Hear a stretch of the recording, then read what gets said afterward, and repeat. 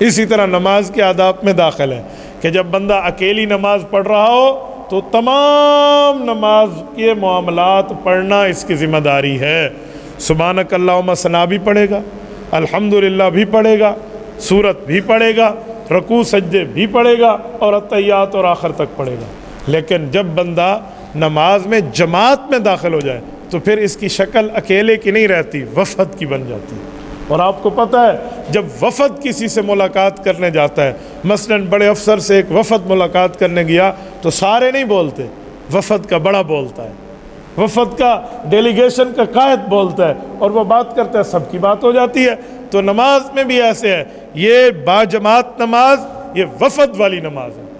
باجماعت نماز یہ اللہ کے دربار میں امام کی موجودگی میں حاضری ہے۔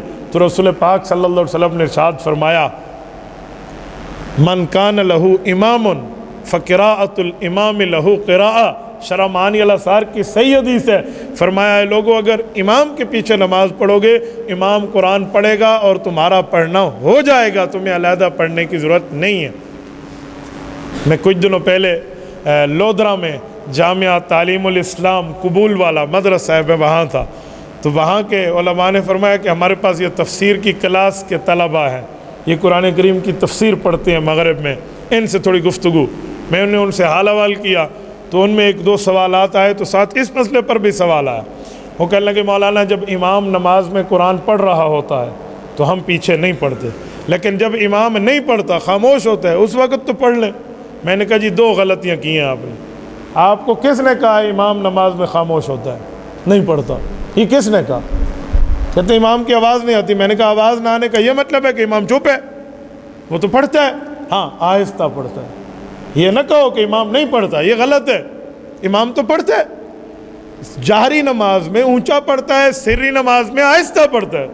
صبح مغرب عشاء جمعہ جہری ہیں، اس میں امام بلند آواز سے پڑھتا ہے، اور ظہر اور عصر سری ہیں، اس میں امام آہستہ پڑھتا ہے۔ یہ غلطی آپ نے پہلی کر دی کہ امام نہیں پڑھتا تو ہم پڑھ لیں، یہ آپ کی غلطی ہے۔ نمبر دو، آپ نے امام کے پیچھے پڑھنا شروع کر دیا تو قرآن کریم میں تو منع موجود ہے کہ قرآن کے مقابلے میں قرآن نہ پڑھو۔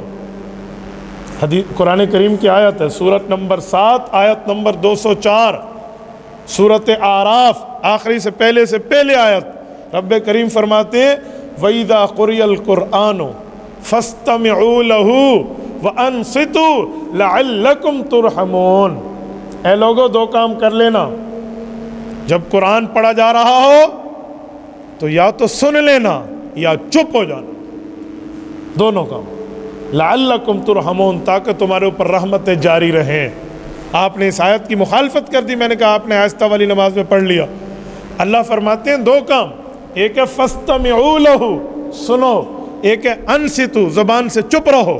تو یہ بات ذہن میں رکھنا کہ سنا اس وقت جاتا ہے جب کوئی اونچا بول رہا ہو، اور خاموش اس وقت رہا جاتا ہے جب آواز نہ بھی آئے تب بھی خاموش رہو۔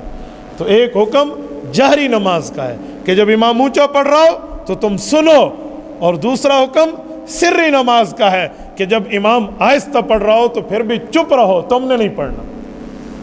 تو کہنے لگے حضرت غلطی کی درستگی ہو گئی، ورنہ ہم یہ سمجھتے تھے کہ اونچا قرات کر رہا ہو امام تو ہم امام کے پیچھے نہیں پڑھیں گے، اور ظہر عصر میں امام آہستہ قرات کر رہا ہو تو ہم پڑھنا شروع کریں گے۔ میں نے کہا نہیں، رسول پاک نے ارشاد فرمایا من کان لہ امام فقراءۃ الامام لہ قراءہ، امام پڑھے گا مقتدی کی طرف سے ہو جائے گا، وہ آہستہ پڑھے یا وہ اونچا پڑھے۔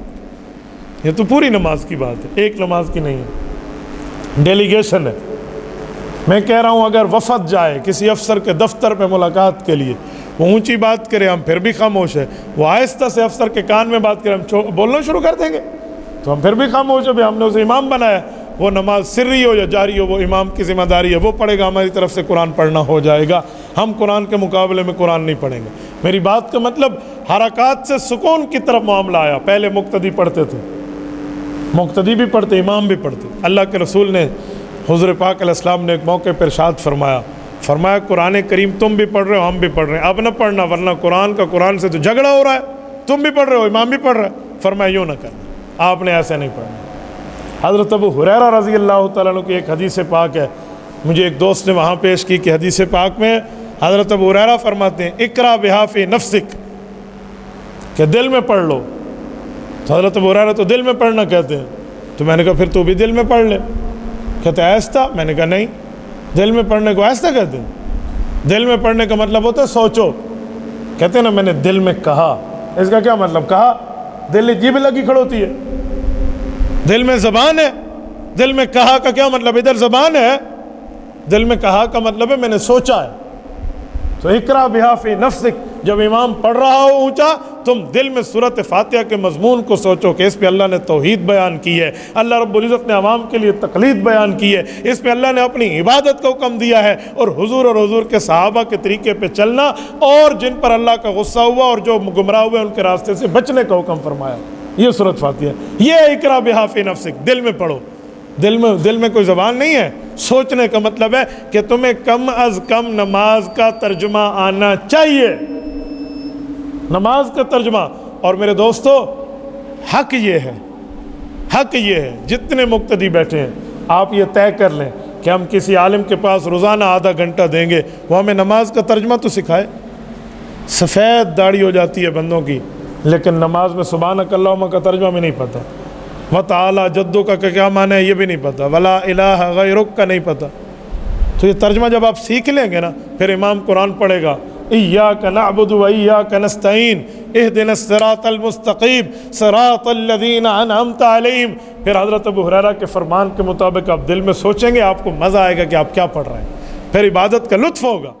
تبارك الذي نزل الفرقان على عبده ليكون للعالمين نذيرا